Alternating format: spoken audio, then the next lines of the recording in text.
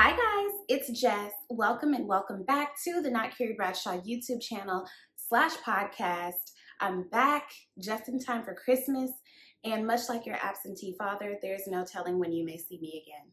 Hello, we're here, okay? We're gonna close out the fourth quarter strong, okay? We have some things to discuss, but as per usual, we have to kick things off with a fashion tip. So, if you are new here, you may or may not know, one of the things that I do not spend a lot of money on is denim. I have been committed to American Eagle denim for quite some time. It's affordable. It has great stretch. I don't have to do too much to it. I can buy it and just move on with my life. For reasons that don't matter, I found myself with a gift card to my favorite store, Aritzia, for a good little bit of money. And in my mind, a gift card is like, that's not real money. To me, a gift card is like, I made money, girl math. So I can like splurge in this store, right? Like I could spend more than I normally would because it's a gift card. This ain't even my money like that. Is it my money? Yes. But in my mind, it ain't even really my money. And if you don't get that, I'm not going to explain it to you. The girls who get it, the girls who don't. Okay? So I was like, you know what? I'm planning my trip for the holidays to Atlanta. I need to have some outfits to wear because I'm planning to be in these streets with my homegirls. So I had a vision and I was like, I need some jeans with a little bit more volume. So I tried on a pair of jeans, absolutely loved them. They were by Citizens. Here's what. The denim is a little bit stiff. The stretch isn't as significant as in American Eagle, but I really fell in love with these jeans. The waist gap was huge. The waist gap was significant. I will be including pictures, links, all the things. So I made sure that since I wanted a relaxed fit, I like for my relaxed fit jeans to fit the butt and the thighs, obviously, but I like for them to be relaxed from the thigh down and to have a little bit of like a wider leg, a flare, a boot cut, what have you, right? So here's my fashion tip. When it comes to denim, especially if you want to partake in the more relaxed fit that we're gearing towards these days, size up to fit your butt and your thighs. Even if you want it to be more baggy, right? Size up, go to a tailor, get them nipped at the waist. I'm going to pick mine up today. I am so freaking excited, y'all. If I could get my draws altered, I would. I would get everything in my life bespoke if I could afford it. This is one of the things that I'm willing to splurge on.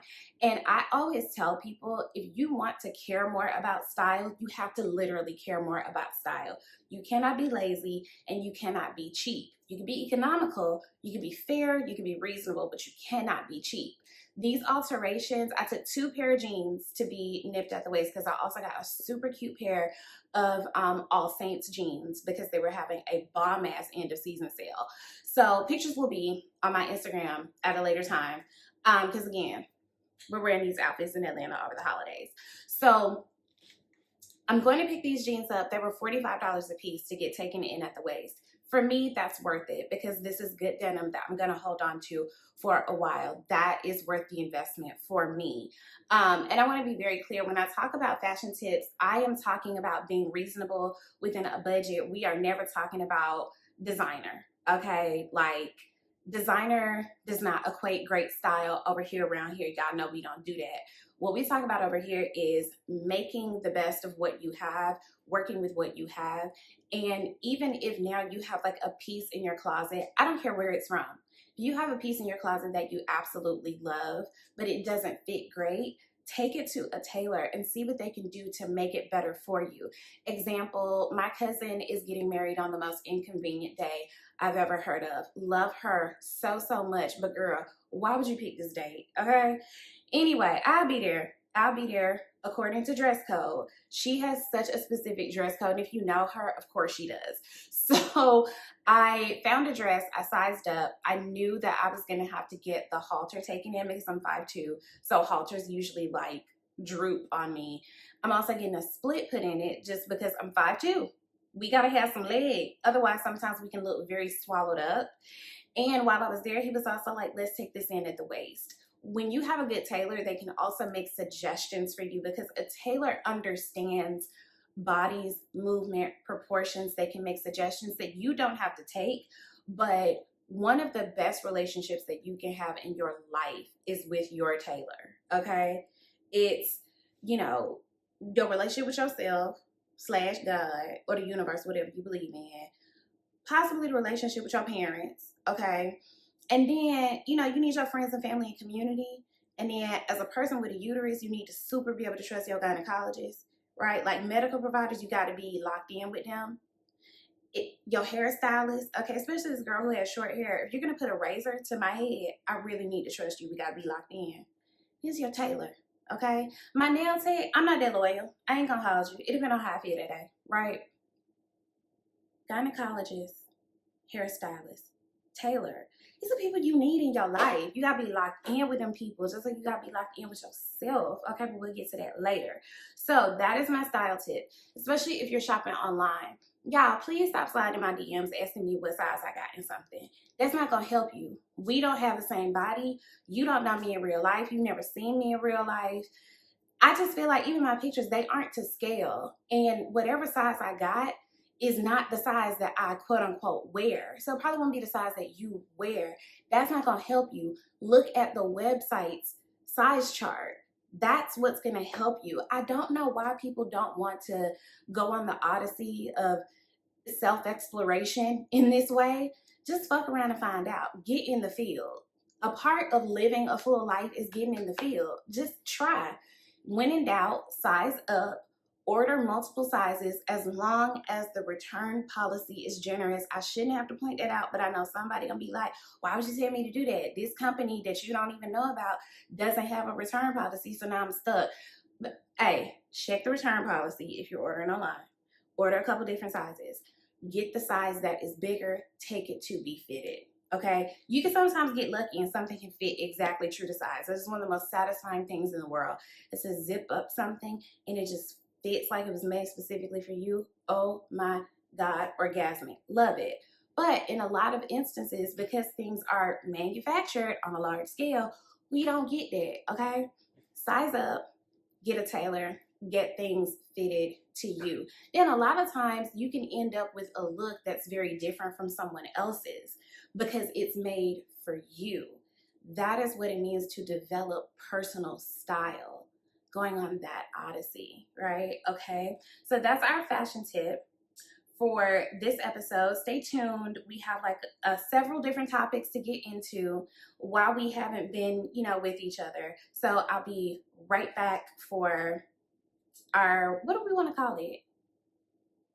I don't know, our kiki, whatever. So let's get into it. So Blue Ivy Carter, this baby that we've watched since before she was even here, right? And like, what is time? I can't believe this kid is like this old, this tall. She's just so here and she's doing the things. So her and her mom both voiced characters on the new iteration of The Lion King, which I think is called Mufasa, is live action. Which, does everything need to be live action? That's a separate conversation for another day. But like, do we need that? Either way, apparently she did a great job and we're all rooting for her. Some of you completely showed your ass in terms of what she wore on the red carpet. This was so triggering for me because one of the things that I still grapple with in therapy is the way adults treated me once I started developing. And I really, really deeply hate the way we adultify Black girls and take away their girlhood and their innocence because they start to develop. That is not fair. We don't have any control over when we start developing as young women. And I feel like a Black girl is only treated like a girl up until that point, and that happens so soon, like in the twinkling of an eye. And to see people talk about her not being dressed appropriately was just so upsetting because there was nothing inappropriate about her dress. What was inappropriate was you sexualizing her. You did that. She didn't do that. She is a young girl. She is on a premiere. She's on a red carpet of a premiere. She's wearing like a princess dress. Like it is a ball, like it's a ball gown. And I just feel like you can't do enough to assuage the shame that people put on the bodies of young Black girls. And something that I think about a lot, per Solomon Missouri, who is one of the few pastors that I follow their content because he's quite progressive. He's been on this podcast before. Shout out to him. One of the things that he says about our relationship to God and Christianity and our like sexual beings is that you cannot properly take care of something of which you are ashamed. And I remember being made to feel ashamed of my body so very early in life. I remember elders starting to act differently towards me because they started to see me as like almost like a threat, or they started to see me like as a woman when I was still very much a child. I started being accused of being sexually active so early in life because my body started developing. That is so very harmful. Like the shame that bred in me, it took years for me to identify where it came from, to unlearn it, and to like heal myself in that way. That is so fucking damaging. And one of the phrases that I hate the most is like, we call little Black girls fast, quote unquote. Like, I hate that, because what exactly are you implying? And I think it's great that we encourage Black girls to like keep your head in the books, don't worry about boys, all the things like that. But two things have to be true. We have to be able to nourish young girls in totality, okay? We can't tell them don't look at boys as if they aren't in school and socializing with boys. They need to be prepared for how to navigate those feelings, like how to navigate those relationships. And we just don't, where I grew up, we didn't do that. It was like, don't ask, don't tell. I remember like when I first got my period and my mom wanted to have like, quote unquote, the talk with me. It was ridiculous. I mean, she did her best, because I'm sure my mom probably has some trauma around not being talked to properly about that for herself. But she told me specifically, like, if I had questions or desires or anything like that, to go to like another family member with it. And I remember being really disappointed that I couldn't just come to her, because she was my mom and I wanted to be able to, you know, not speak inappropriately, but confide in my mom about how I was feeling, and like, you know, ask questions about what certain things meant, and that it was like, I'm not comfortable talking about that, so you need to go to somebody else. That was really disappointing to me. And I am thankful that I had other safe spaces and other Black women and Black relatives and elders that I could confide in. But to not have your mom in that way it was disappointing. I'll just say that. And I think that it's a horrible, horrible mistake to adultify young Black girls and also not give them the tools to navigate the world as they mature. One of those things is actual sex education, like not just the very like biological sterile parts of it, but actually like talking about the emotional part of it, or even like pleasure. Nobody talked to us about that because I think they wanted to discourage us from sex. So in our minds, and I've talked about this with like several of like my homegirls, for so long in our lives, we thought that our pleasure was in the hands of our male partners. And as an adult woman, that was such a huge mistake. They didn't know what they were doing any more than we did. Nobody taught us like what pleasure was supposed to feel like for us. And we should have had a safe space for that, because the whole don't ask, don't tell, or, you know, learning things on your own or having to like explore things in secret, that leads to some really harmful shit.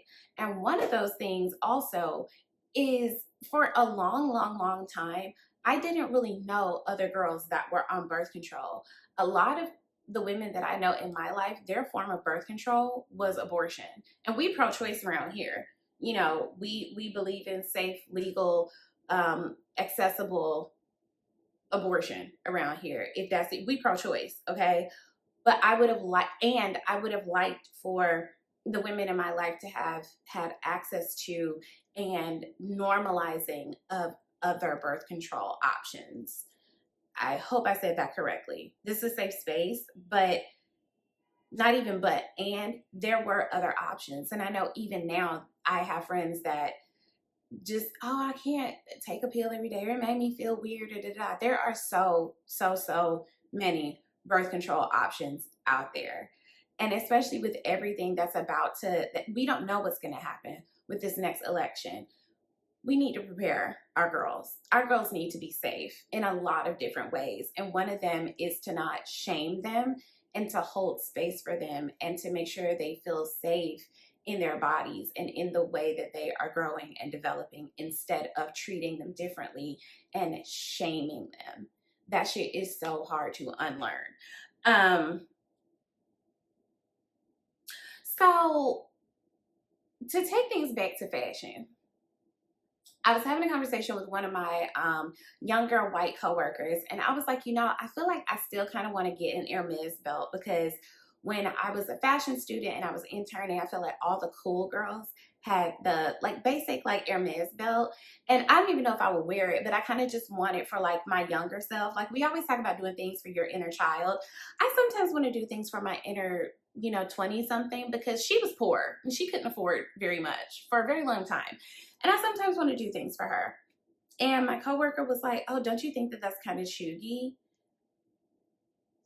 And that's this phrase or term that the younger generation has come up with to say that something is outdated or played out or something like that. And I was like, I'm gonna have to stop you right there. I am never invested in what the younger generation thinks of my style. And I am especially never invested in what younger white people think of my style, because I am a Black person from Atlanta. We invented most of the language that people are using, most of the style, most of the music, American South. Okay? So why would I concern myself with what y'all deem to be cool when y'all are taking notes on what it means to be cool from people who look like me? I don't give a shit. I don't give a shit. That's what it means to have personal style, is to not be so invested in what other people think of your personal style. Even if you want to partake in a trend, it's because you want to. It's not because you're looking for the approval of other people. I just thought it was so interesting. Girl, I don't give a shit what none of y'all think. This is about me. I have to dress this body. This is my money. And this is my body, my choice around here in all ways. And what it led me to think about is this fellow content creator made a video where she was just like, I don't think we were ever meant to care this much about what other people think about us. Pre-social media, people were just out in the world, just living life. People were just in the field, which is where personality and personal style develop. And I think that the fear of looking stupid is stopping a lot of people from embarking on the journey of self-discovery, especially when it comes to fashion. I think that we're very invested in trying to create a persona or trying to give people an impression of us that we haven't fully embodied. And I think that's why there's so many conversations about the next it girl and all these different aesthetics and labels, and people wanting to know, oh, where exactly did you get that? And wanting to copy outfits as if you're a mannequin. And it's I always advise my style clients, look on Pinterest, because Pinterest will just send you ideas of things that you have told its algorithm that you like, and you don't really have as much outside noise in terms of seeing how other people engage with it. You just kind of see what you like, and it's never for me to copy and paste those outfits, but I always tell them, look at Pinterest, look at Instagram, look at the world around you, and make notes of the things that resonate with you most. Example, I realized that I really like fetish wear a few years ago.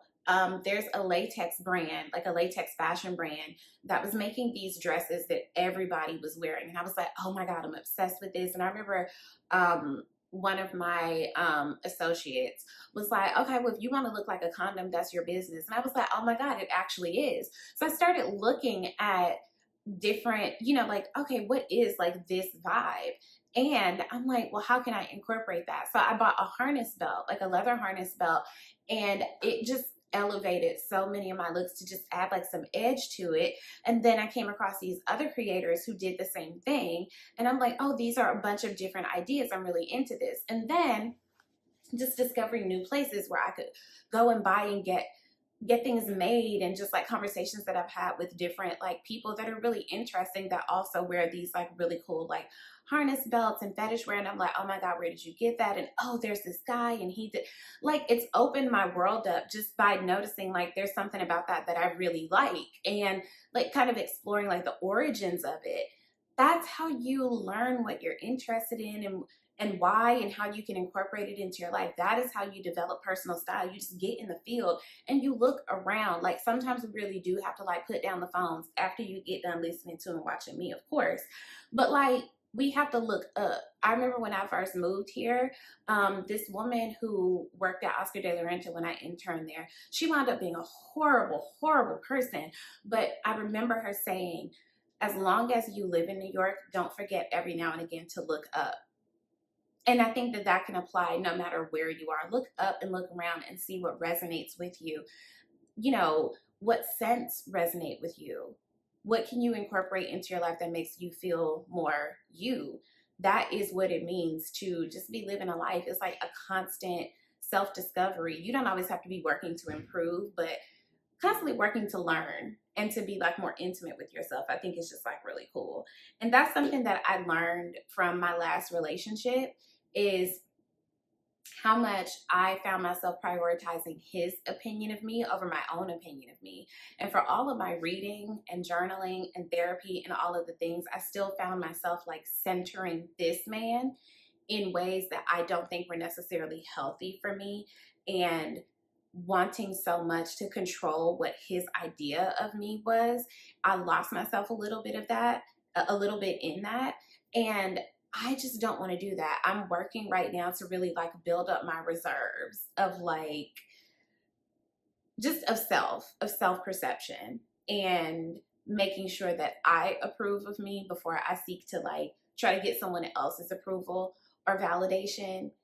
And I think that we're very susceptible to that, especially when it comes to style. Are you wearing what you're wearing because you want to, or because you want other people to think something of you? Is it a combo special? One of my favorite content creators, Brandon Kyle Goodman, one of their favorite quotes on their podcast, because I'm not sure pronouns there, but one of their favorite quotes is, who would you be if society hadn't gotten a hold of you? And I just always encourage people to like explore that. Like, do you live your life on your terms, or are you living a life that somebody told you you should live? Are you doing what you want to do because you want to, or because you're seeking to get someone else's validation? Which, let me be clear, you'll never get. That is a bottomless pit. You can never get enough of what you don't need. Like, to some extent, we do need external validation, like to some extent, but mostly you got to approve of yourself. And this is why I also say, like, you can't manufacture a bad bitch. You can purchase the trappings of a bad bitch. You can take notes on your TikTok if you want to, of like these quote unquote femininity coaches, and oh, when you go out to eat, don't do this, and when you Some of those like learned behaviors from femininity coaches are actually tools that escorts use. And we're pro sex work around here, but if you're not a sex worker, why are you trying to behave in what you hope to be an actual meaningful and lasting and loving relationship that's not transactional? Why are you behaving in that way? Why don't you want that person to just see you as a human person? That's crazy to me. Like, the person who you choose to partner with, you need to be able to be comfortable with them not doing these learned affectations of what you think a bad bitch is. That's crazy. And it's not sustainable. How long you gonna hold it up? How long you think you're going to wear that mask before it falls? And I can tell you, especially with all this discourse going on between different content creators and who's allowed to be a yapper and who isn't allowed to be a yapper, and who's offering social commentary versus who's just talking shit, and whose viewpoints are valid and all this stuff like that, I'm just going to zoom out and say this. None of those markers actually makes you cool. Coolness, it girlness, bad bitchness, whatever you want to call it, all of that is subjective. But the wealthiest people in the world don't really seem cool. So it's not money. Money doesn't make you cool. I have met some of y'all's favorite content creators in the wild. The girls are not in real life what they are online. And I'll say that. Being a actual cool person is being actually confident and content and settled in who you are, and you aren't constantly trying so hard to project an image or you're not trying so hard to control other people's perception of you. That's why some people, I find a lot of inspiration in looking at content from older female creatives, like older women who are settled in themselves, who aren't male-centered, who have the career that they want or are making the money that they want, and they're secure in that. They're not giving nouveau riche. They're not trying so hard to let you know, oh my God, this costs this and this costs that. They just kind of exist. And that just existing in a cool, like, confidence, and they can be extroverted, introverted, whatever. I've seen the whole gamut, right? There's something about a person who really actually knows and likes themselves versus a person who's trying really hard to tell you that they like who they are, or trying really hard to get you to like who they are. It's actually quite off-putting, and it's always a little something that reads through in how they engage with other people, where it's like, you seem to be trying really hard to convince somebody, and I don't know if it's me or you, but I'm picking up on something here, right? And I think that sometimes when you have a big audience and you've developed an ability to influence, I think it gives people the idea that, oh, this person is really cool. What I found as a content creator is that sometimes people have a large audience of insecure people who are looking to become secure by being influenced, if that makes sense. So it's like, it's in you, not on you. And the way that you get it in you, that's what she said, it's just to live a life. It's just to get in the field. And that means that sometimes you might look crazy to other people, but you're on your journey. You're on your path. And you can't actually replicate another person's style in a way that reads as true if it's not really a part of who you are. So do with it what you will, but like, and I don't mean cool as in the opposite of lame. When I say cool, I mean there's something about a person that is like, they really like who they are, and I dig that about them. It's an actual confidence. It's like, to me, confidence is more quiet than we think it is. Like, I realize that a lot of guys that I perceive to be confident are actually doing the affectations of confidence. They are performing confidence. But when you talk to them, it's like, oh, this nigga insecure as hell. And it's like, oh, okay, let me make sure I'm not also one of those people. Let me make sure that I'm working to validate myself. Because in going through this breakup, I'm really realizing how much work I need to do to learn to better validate myself. And that is a really interesting project to be working on personally while also making content. So that's also why y'all don't hear from me sometimes. There is a woman, Dr. Allie Lukes, I think is how you pronounce her name. She earned her doctorate in olfactory ethics and the politics of smell in modern and contemporary prose. That lady posted that accomplishment, and people started going in on her, making fun of her for this, like, I think people felt like it was an over-intellectualized title of her thesis. And not to say that I am just the sharpest tool in the shed, but I was like, oh, I could fully see that. So she posted a simplified version of her thesis where she was explaining the way people describe scent in different forms of literature speaks to how we associate scent with a certain class of people. And she put a couple of examples. I'll provide the link in this video description, this episode description, in case you want to check it out. It's a very quick read, but I want to say two things. Number one, I think that we need to be more careful of how we engage with something that is new to us. Like, just because it's something that you maybe never considered doesn't mean that it's a stupid pursuit. That is why higher education is a privilege, because it's exploring a niche topic and really diving deep into that topic and exploring how it's actually quite impactful and relatable to a lot of us. That's a whole a part of mindfulness, is activating all of your senses and being very present, like, in the world. scent is an incredibly powerful sensory, right? I think they say that like scent is the strongest sense that we have that's connected to memory. Like you can smell, like I have smelled people who smell like the guy who I was dating and been like, fuck, like it's been triggering, right? And the other thing is, I immediately thought about the fact that as Black people, I feel like we are so extra clean because we were perceived in this country as being subhuman and weren't given access to cleanliness for so long. And so many people look at us and assume that we are less than them in terms of hygiene, in terms of how we smell. And I think that that's why we take bathing so seriously. And I feel like that might come, you know, that might be like a trickle down effect of being enslaved, like our ancestors being enslaved people. But it is one of the things that I'm glad that we took away. Like I'm glad that we tend to be like cleaner and smell nice. Like, you know, and there's always this discourse online about like a certain, you know, group of people talking about how infrequently they shower. That's not Black people. And it's interesting that now people associate using washcloths with poverty. And it's like, how do we arrive there? So I think that her work is actually really interesting, but I think that we're in an age of like anti-intellectualism.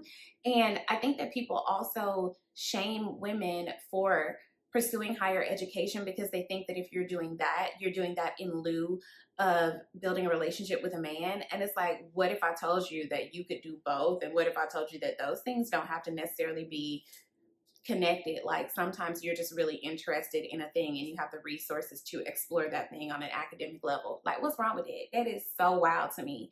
But people damn near try to like run her off the internet. And I love that she's now like reposting all these examples of tweets of people actually exploring this. One of my favorite menswear creators on Twitter was talking about like how people talk about perfumes and how they don't like them, but everything is perfumed in a way. And she was like, oh, it seems like people are just like, the universe is just like sending these things to me now. And I think that's really cool. So something to think about, something to explore. Yeah, I have really gotten into Chapel Roan. I have been hearing that child's name for the better part of like a year and a half. Several different podcasts that I listen to have mentioned Chapel Roan, Sabrina Carpenter, Charlie XCX.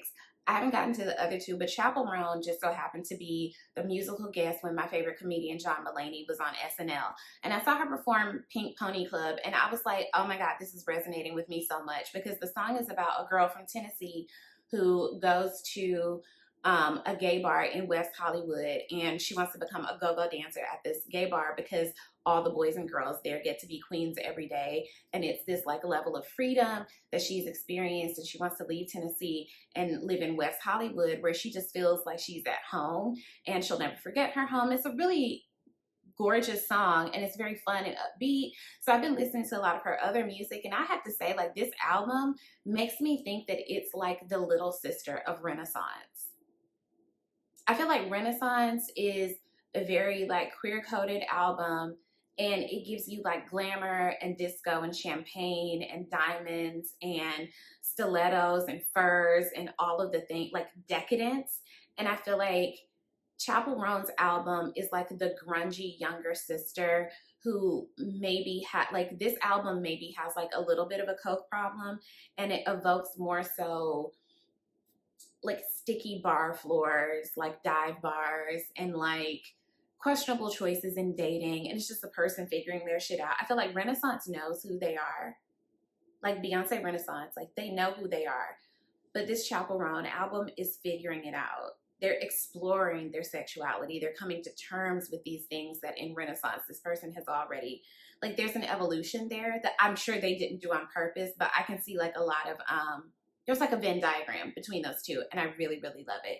And I didn't expect to like Chapel Roan because, again, Black girl from Atlanta, I mostly listen to music of my youth, and every now and again I'll explore something new. But I really feel like listening to new music feels like so much more of a task than it used to when I was younger. Like, I used to be on that piff religiously, wanting to know like what was the latest and greatest in music. I don't feel like doing it anymore. So it takes a while for me to start exploring something new. It takes a while for me to sit with an album because I have to be in a certain mood to hear it.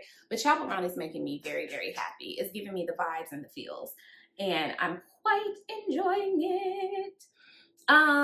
Lastly, can I just say, and I know I talk about Bob's Burgers a lot, but I really feel like Bob and Linda are irresponsible parents for leaving the kids with Aunt Gail. Aunt Gail mind ain't good. Okay, Aunt Gail needs to be medicated and possibly institutionalized. Like, the cheese that slid off the crackers. Should Bob and Linda really be leaving the kids with Aunt Gail? Let me know in the comments. Okay, I also love that Marshmallow, who is my favorite character, is now actually being voiced by a Black trans woman. We love to see it. Give the girls a representation. Oh, another thing, before I let y'all go. Have y'all noticed everything being pathologized on social media? I love to explore, obviously, like mental health, learning about different theories and different topics and stuff like that. I think that's great. But I think sometimes we can overdo it in terms of over intellectualizing or over pathologizing, over analyzing our feelings and experiences, right? And what I've come to realize is that when you try to dig through the why of something too much, like when you get in the weeds, you're just avoiding the reality of the hard feeling, right? So that's what, to me, therapy is finding your pattern, and then like finding the pattern, finding the source of the pattern, and then breaking the pattern, right? Like, my therapist has never encouraged me to just like stay anywhere for too long, right? We might need to revisit something because old habits and old thought processes are hard to unlearn, and new habits are hard to learn. Like, my therapist says that you can't stop doing anything, but you can start to do things that counter the thing that you no longer want to do, right? I think that, and I used to be a person that would feel like if I knew why someone hurt me, it would free me from knowing. It would free me from the reality of the pain. Not so. Not so. I was telling one of my friends as I was going through the breakup that I wanted so badly for the guy who I was dating to tell me that he chooses me no matter what. That I wanted for him to say that, yeah, I recognize that you have had some things happen. Some of them I contributed to, and I see that you're working on it, and I still choose you no matter what. I wanted to hear that so badly. And as I was telling my friend that, I was like, oh my God, I don't think I've ever told myself that. I don't think I've ever validated myself in that way. I don't think that I tell myself that I choose myself enough. I think I choose myself contingent upon certain things, contingent upon, did we get this new job? Did we get this opportunity? Did we save money this month? Did we manage our weight properly? Like, I give myself this criteria that if I'm not meeting those metrics in these exceptional ways, like, I set ridiculous goals for myself, and then I will abandon myself if I don't meet those goals. I cannot continue to live my life like that, with a partner or without. Like, I cannot look to the people in my life to constantly validate me. And that's something that I have to work on. And I understand where that comes from, right? But it's not enough to understand it. I have to make the active choice every day to face the grief that I feel over the relationship that I thought was going to develop into a family, that I thought that I was going to be packing up, leaving this apartment, and starting a life with this person who I was in love with. And that is not happening. I really thought that this time this year I was going to be looking for baby clothes, and that's not happening. And I have to face that grief head on. I can't intellectualize it away. I can't avoid the reality that that's not going to happen by trying to get in his head and understand why he did the things that he did. I don't know what happened with him. I'll probably never know. And I have to make peace with that.